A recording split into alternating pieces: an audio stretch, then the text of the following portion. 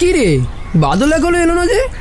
বিকেলবেলা আসা নিয়ে কত যে জ্ঞান দেয় আর কি বলবো। আর এইদিকে দেখ, নিজেরই কোনো দেখা নেই। ঠিক কথা, শুধু বাদল কেন, আদিনাথেরও কোনো বার্তা নেই।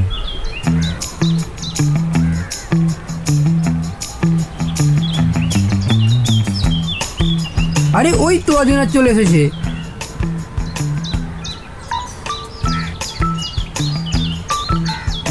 এই যে তোরা এসে গেছিস, আমার একটু দেরি হয়ে গেল। হ্যাঁ, কেন হলো? আরে হলো কেন সেটা তো আগে শুনি। আমি নাকি একাই দেরি করে আসি আর এসে নাকি অজুহাত দিই? হ্যাঁ, সে তো তুই আসিসই, কিন্তু আজ আমার জন্য দেরি হয়নি, দেরি হয়েছে বাদলের জন্য। বাদলকে আবার কোথায় পেলি? কোথায় আবার? যেখানে বাঘের ভয় সেখানেই সন্ধে হয়।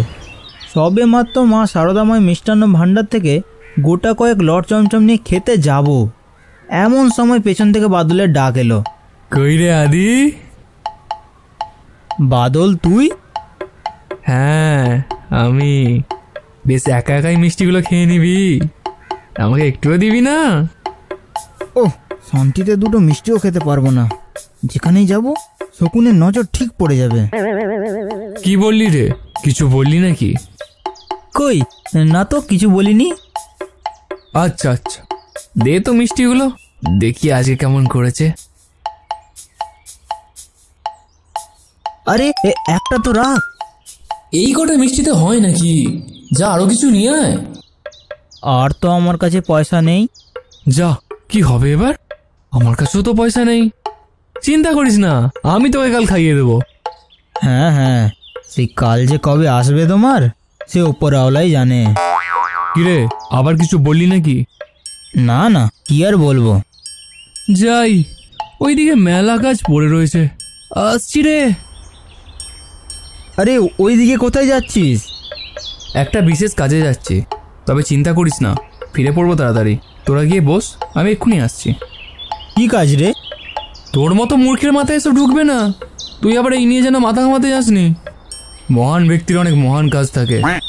যত সব, চল আসছি। বেশ হয়েছে, যেমন লুকিয়ে লুকিয়ে চমচম খাবি।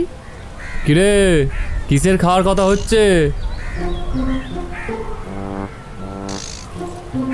ওই যে আবার চলে এলো। যেই খাবারের নাম করা হলো অমনি এসে হাজির হয়ে গেল। কিরে, থেমে গেলি? বল। কি রে, তুই এত তাড়াতাড়ি ফিরে এলি? তুই যে বললি তোর কি বিশেষ কাজ আছে। ভাবলাম তোরা আমার জন্য শুধু শুধু অপেক্ষা করবি, তাই চলে এলাম সব কাজ ফেলে। ব্যাস, শুরু হয়ে গেল আমাদের আড্ডা। আমাদের এই আড্ডার গল্পের কোনো বিষয়বস্তু নেই। কখনো দেশ বিদেশের কথা, চাকরির অবস্থা, সাধারণভাবে মানুষের মধ্যে ধর্মহীনতার প্রসার। শেষকালে শুরু হলো ভূতের কাহিনী। আর কি বলবো, মানুষ যত সভ্য হচ্ছে, ভূত ততই দূরে সরে যাচ্ছে। দূরে সরে গেলেই ভালো। আমার বাবা ওসব বিষয়ে বড্ড ভয় করে। আমি হেসে বললাম, ভূত ছিলই না কোনোদিন, কাজেই সরে যাওয়ার কোনো প্রশ্নই ওঠে না। আমার কথা শেষ হওয়ার আগেই একটা গুরুগম্ভীর কণ্ঠ কানে এলো। বলো কি হে, ভূত নেই? চমকে ফিরে দেখলাম আমাদেরই গ্রামের একটি লোক, রহিম কাকা, যারা এক মুখ দাড়ি গোঁফ আর চোখে পুরু লেন্সের চশমা। ভূত দেখবার সাহস আছে? হ্যাঁ, অবশ্যই আছে। বুড়ো লোকটি আমার সামনে এসে দাঁড়ালো আর এক দৃষ্টিতে আমার দিকে তাকিয়ে রইল। কিন্তু কিছু হলে আমায় দায়ী করতে পারবে না? হ্যাঁ, সে নিশ্চিন্তে থাকুন, আমি সাবালক, আপনার কোনো দায় থাকবে না। শোনো তাহলে, ক্যানিং লাইনে চেপে সোজা যাবে চাপাহাটি, ভালো নাম চম্পাহাটি। সেখান থেকে 2 মাইল দূরে কালেশ্বরী মন্দির, তার পাশেই শ্মশান। অমাবস্যার রাতে সেই শ্মশানে রাত কাটিয়ে ফিরে আসতে হবে, অবশ্য যদি তোমার বরাতে ফিরে আসা থাকে। এরকম ভয় দেখানোর কথা এর আগে আমি অনেক শুনেছি। শ্মশানে অন্ধকারে রাতও কাটিয়েছি, কিন্তু কিছু দেখতে পাইনি, এমনকি কোনো ক্ষতিও হয়নি। তাই আমি বললাম, কিন্তু আমি যে সত্যি খালেশ্বরী মন্দিরের শ্মশানে গিয়েছিলাম তা আপনাকে প্রমাণ দেব কি করে? বুড়ো লোকটি মাথা নাড়ল।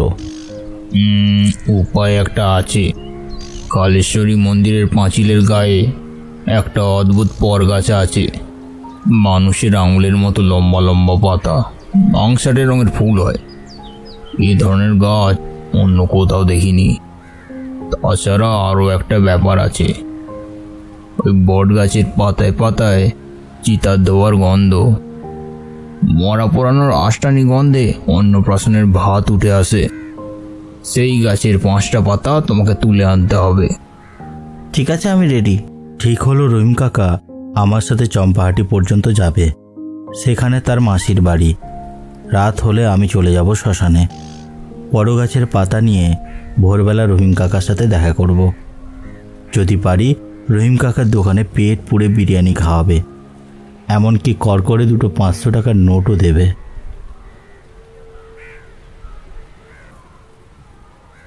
নিখিল, ওসব গোয়ার তুমি করতে যাস না। আমিও শুনেছি জায়গাটা খুব খারাপ। আমাবাসার রাতে তান্ত্রিকরা কী সব করে। ভালো কথা বলছি, শোন, যাস না। আমার কথা শুন, বুঝলি তো? একবার যদি কালা জাদু করে দেয় তাহলে তুই গেলি। ওদের সাথে মোলাকাত করতেই তো যাচ্ছি। রাত 8টায় খাওয়া দাওয়া সেরে শ্মশানের দিকে রওনা দিলাম। ঘুটঘুটে অন্ধকার, ভালো করে পথ দেখাই যায় না। ঝোপে ঝোপে জোনাকির ঝাঁক। কয়েকবার পেঁচা ডেকে উঠল। চারিদিকে ঝিঝির আওয়াজ। এইসবে আমি অভ্যস্ত। এর আগে বাজি রেখে 5 নানান জায়গায় গিয়েছি। মরার খাট থেকে গাঁদা ফুলের মালা পর্যন্ত ছিঁড়ে নিয়ে এসেছি। প্রায় ঘন্টা 3 পর শ্মশানে এসে পৌঁছালাম। এতটা সময় লাগবার কথা নয়, মনে হয় পথ হারিয়েছিলাম। শ্মশানের কাছাকাছি আসতেই তীব্র মাংসগন্ধে বমি আসতে লাগলো।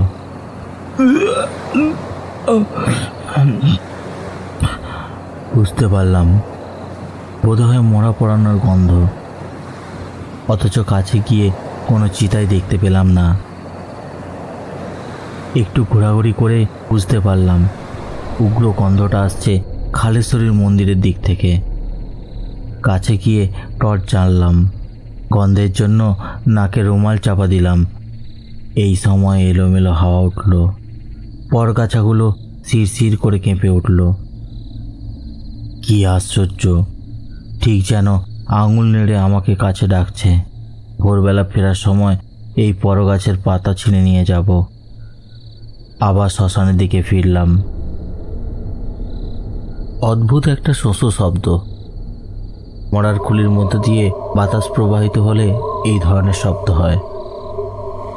আরেকটু এগিয়ে দাঁড়িয়ে পড়লাম। উঁচু ডিপির ওপর বসার খাট, তার উপরে একটা মরা, মুখ ঢাকা। ধারে কাছে কোনো লোকজন দেখতে পেলাম না। সরে এলাম।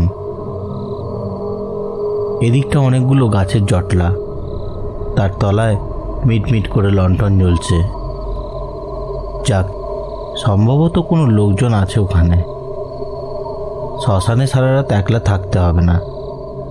কাছে গিয়ে দেখলাম লণ্ঠন মাঝখানে করে 2জন লোক চুপচাপ বসে রয়েছে।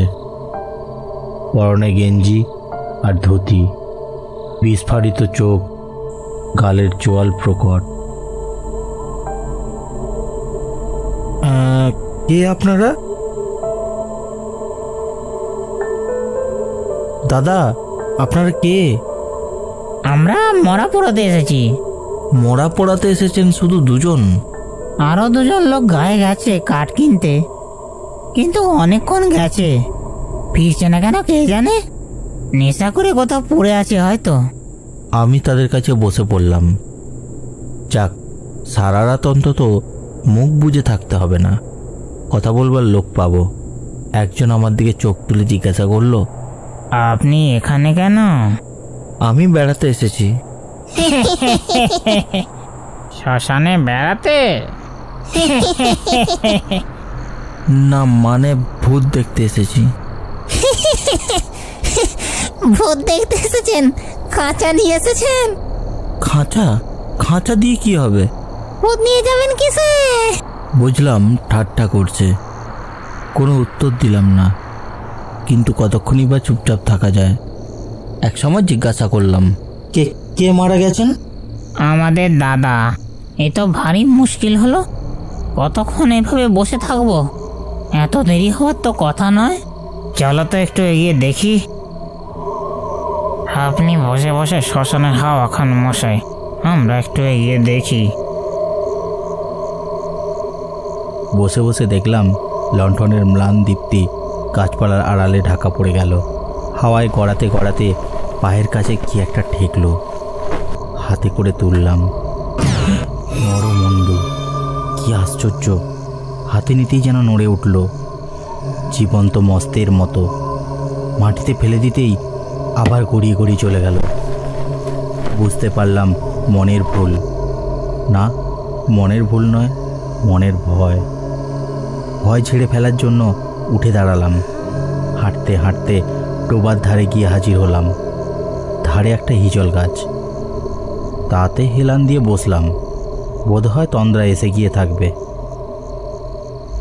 হঠাৎ ঘুমটা ভেঙে গেল। আর ঘন্টাখানেক। 4টের সময় এখান থেকে রওনা হলে 6টা নাগাদ রহিম কাকার মাসির বাড়ির কাছে পৌঁছে যাব। তার আগে পরগাছের পাতাগুলো ছিঁড়ে নিই। আবার মন্দিরের কাছে এলাম।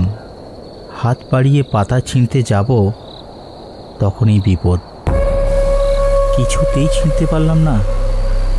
কি শক্ত পাতা রে বাবা! শুধু তাই নয়, মনে হলো কে যেন আমায় ধাক্কা দেওয়ার চেষ্টা করলো। বাধা দিচ্ছে, কিছুতেই পাতা ছিঁড়তে দেবে না। মনে পড়ে গেল পকেটে ছুরি আছে। ছুরি বার করে 5টা পাতা কেটে নিলাম।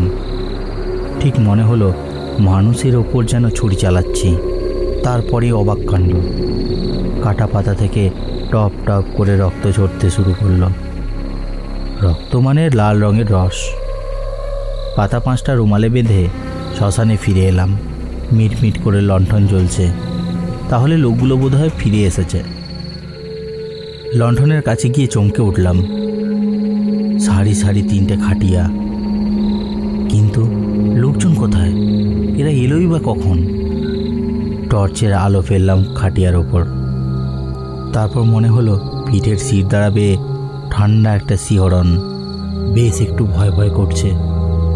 কোনো যুক্তি দিয়েই মনকে বোঝাতে পারলাম না এরকম কি করে হতে পারে। শ্মশানে থাকতে আর সাহস হলো না। চম্পাহাটের দিকে রওনা দিলাম। পিছনে ফিরতেই মনে হলো কারা যেন খিলখিল করে হেসে উঠল। নাকি সুরে বলে উঠল, খাঁচা এনেছেন? খাঁচা? ভূত নিয়ে যাবেন কিসে?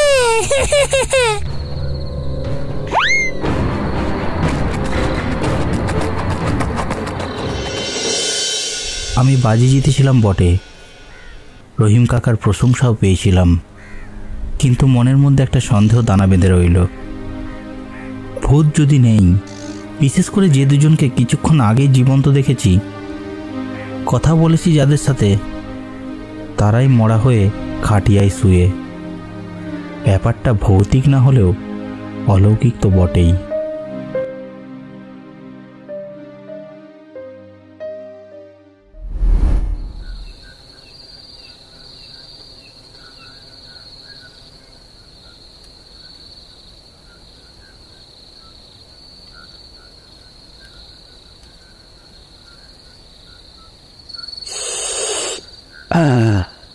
ও, চাটা আজ দারুণ করেছে। আচ্ছা, শিবিরামে হলোটা কি? আজও আসেনি? অনেক দিনই তো হলো, ও টিকিটিও দেখতে পাইনি। ও এখন থেকে মামার বাড়িতেই থাকবে। এই কেন? ও সব ছাড়ো। এই নাও এবার থেকে পণ্ডিত, এই গরম গরম তেল সাথে একটা গরম গরম গল্প শোনো তো দেখি। ওই গল্প নয় সত্যিটাই শোনাবো। শোনো তাহলে। আমার মামার বাড়ি যেখানে, সেখান থেকে বেশ কিছু দূরে একটা বাড়ি ছিল। বাড়িটা একবারই শ্মশানের ধারে। জলঙ্গি নদী যেখানে ভুবনপুরের কাছে বাঘ নিয়েছে সেখানেই শ্মশানটা। বাড়িটা একবারে খালি। চেহারা দেখে মনে হয় বহু বছর ধরে এখানে কেউ বাস করে না। পাড়ার সবাই বলে নাকি বাড়িটাতে ভূতের উপদ্রব আছে। কোথাও কিছু নেই, দেখবে হঠাৎ করে জানলা দরজাগুলো বিকট শব্দ করে খুলে যায়। ভিতর থেকে হো হো শব্দের অট্টহাসি ভেসে আসে। যারা রাত বিরাতে মরা নিয়ে শ্মশানে আসে তারা অনেকেই অনেক কিছু দেখেছে। জলজলে দুটি চোখ বেলগাছ থেকে সরসর করে নেমে এসে বাড়ির দেওয়ালে মিলিয়ে যায়। বিশেষ কাজ ছাড়া পাড়ার লোকেরা সন্ধ্যের পর এদিকে আসে না। আমি পরীক্ষার ছুটিতে মামার বাড়ি গিয়েছিলাম। শহরে ভূত পেতের অস্তিত্ব কম বলেই বোধহয় ভূত আমাকে খুব একটা নাড়া দেয় না। সঙ্গী জুটে গেল ঘোষেদের বাড়ির রতনদা। সেও কাকার বাড়ি বেড়াতে এসেছিল শহর থেকে, কলেজের ছাত্র। একদিন জলঙ্গি নদীর ধারে বসেছিলাম, হঠাৎ ন্যাপা মিস্ত্রি এলো। কি গো দাদাবাবুরা, খাওয়া খাচ্ছ নাকি? হ্যাঁ, ওই আর কি, ঘুরতে ঘুরতে চলে এলাম। বেশ বেশ, তা খুব ভালোই করেছ।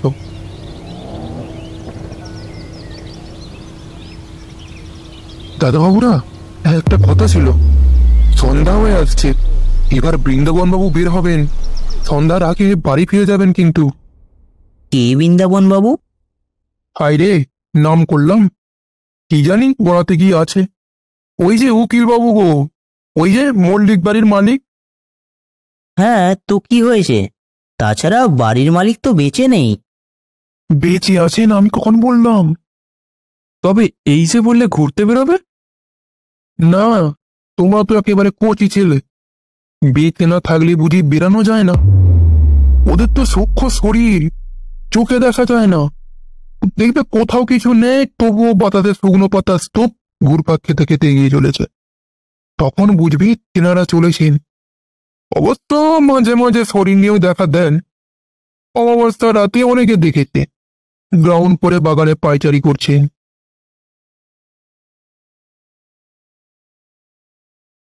কিন্তু বৃন্দাবন বাবু মারা গেলেন কিভাবে? অপঘাতে। তা না হলে এরকম অবস্থা হবে কেন? হঠাৎ এমন পরিণতির কারণ? বৃন্দাবন বাবুকে মেরে ফেলা হয়েছিল। ভোরবেলা তাকে বাগানের মধ্যে পাওয়া গিয়েছিল, পিঠে বর্ষা কাঁথা অবস্থা। বর্ষা? হ্যাঁ, কি কাজ করেছে অনেকেই জানতো, কিন্তু পুলিশ অনেক খুঁজেও তার পাত্তা পায়নি। সে কি? হ্যাঁ, আমরা সবাই জানতাম এই হারু সর্দারের কাজ।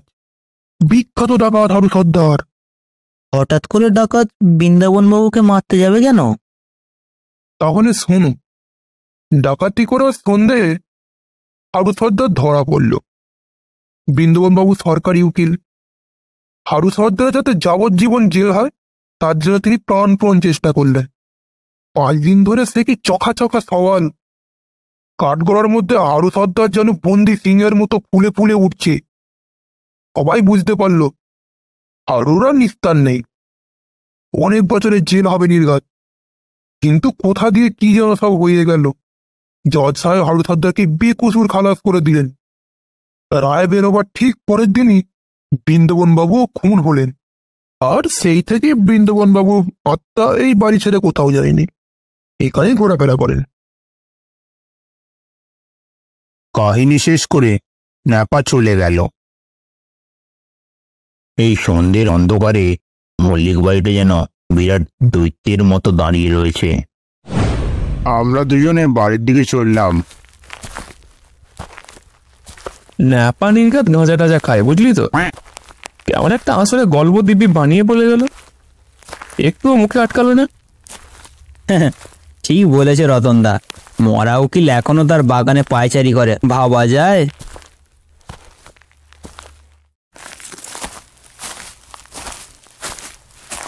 আমরাও নিজের চোখে বৃন্দাবন উকিলকে দেখতে চাই, কি বলিস?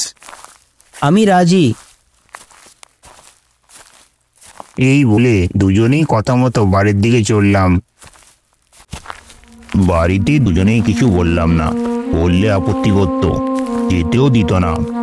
ভাগ্যক্রমে জুতোই সুযোগও জুটে গেল। খবর পেলাম জলঙ্গি নদীর ওপারে দেউলপুরে যাত্রা হবে, কলকাতার বিখ্যাত যাত্রা। সারা রাত যাত্রা শুনে পরের দিন ফিরব, এই বলেই বাড়ি থেকে বের হলাম। কথা মতো গ্রামের শিব মন্দিরের সামনে দুজনেই যখন দেখা করলাম তখন সন্দেহ নামেনি। ওই আলো থাকতে থাকতে চল মল্লিক বাড়ির মধ্যে ঢুকে পড়ি। আরে ভূত পেন নেই জানি, কিন্তু সাপখোপ তো থাকতেই পারে।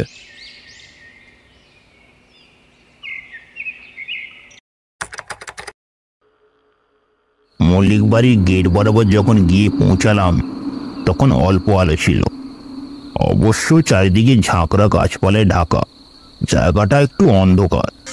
গেট পার হওয়ার সঙ্গে সঙ্গে রতনদা হাতে টর্চটা জ্বালালো। খুব কমজোরি বাতি, কিছুতেই কিছু দেখতে পেলাম না, ঘন ঘাসে সামনের পথ আবৃত। বলে রতনদা এগিয়ে চলল, পেছন পেছন আমি। তারপর আমরা ঘরের মধ্যে ঢুকলাম। রতনদার নির্দেশে দাঁড়িয়ে পড়লাম। কাঁধের ব্যাগ থেকে একটা দেশলাই আর মোমবাতি বের করে রতনদা জ্বালালো। স্বল্প আলোয় দেখা গেল ঘরের এক কোণে একটা তক্তপোষ আর এক কোণে বইয়ের স্তূপ। ভাই তুই এই ঘরে একবার থাকতো, আমি একবার পাশের ঘরটা দেখে আসি। আমি তক্তপোষের উপর উঠে বসলাম। রতনদা গেল পাশের ঘরে। পাশের ঘরে যাওয়ার কৌতূহল আমারও ছিল, কিন্তু ঘরের মেঝেতে ধুলোর পরিমাণ দেখার পর ঘোরাফেরা করার ইচ্ছাটা সংবরণ করলাম। পাশে একটা ছোট ঘর আছে বুঝলি তো, সেখানে শোয়া তো চলবে না। আচ্ছা তুই জানা এই তক্তপোষই শোবো কেমন?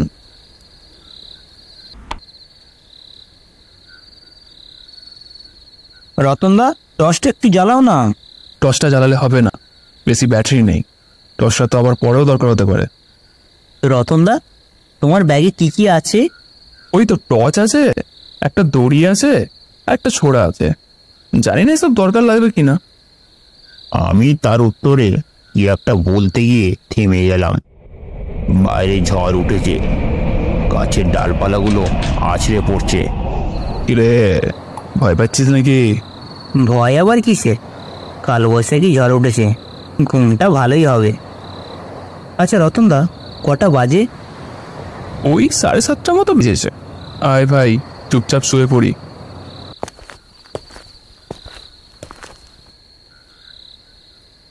তোর একটু পরেই রতনদার নাক ডাকা শুরু হলো। আমার কিছুতেই ঘুম এলো না, চুপচাপ শুয়ে রইলাম।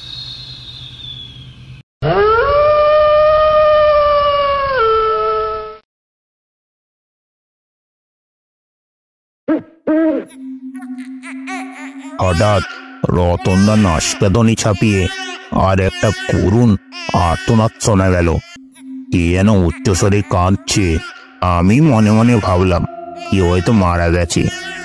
শ্মশানে তাই তাদেরই কোনো এক আত্মীয় কাঁদছে, কিন্তু এই যেন এক শিশুর কান্না, আর খুব কাছ থেকে ভেসে আসছে সেই ক্রন্দনধ্বনিটা। রতনদা, ও রতনদা, রতনদা গো, ও রতনদা। কিরে কি হয়েছে? কে কাঁদছে শোনো, খুব কাছ থেকে বলে মনে হচ্ছে।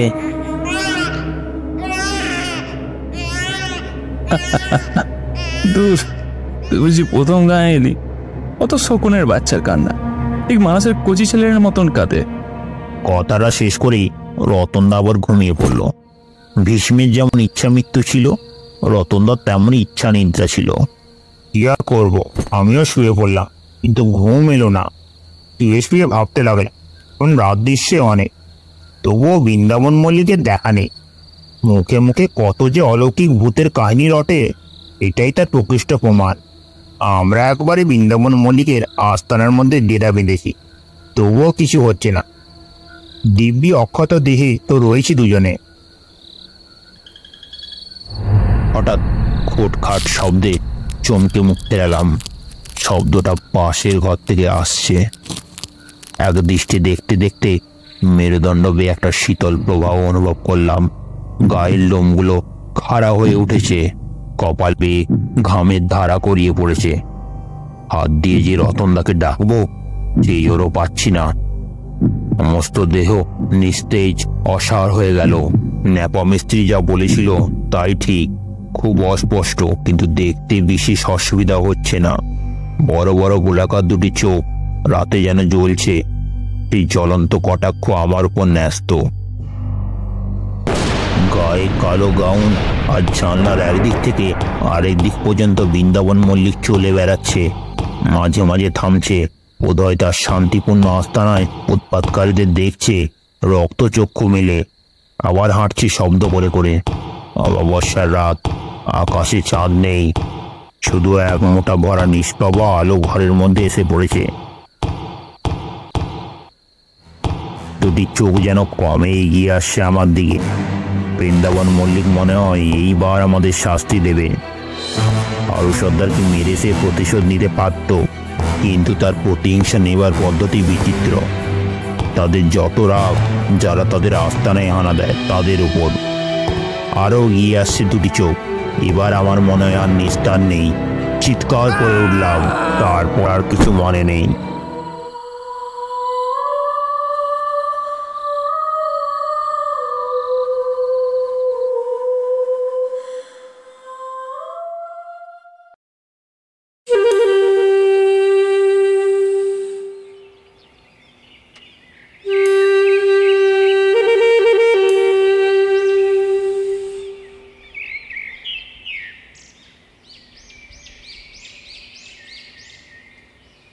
যখন জ্ঞান হলো তখন ভোর হয়েছে।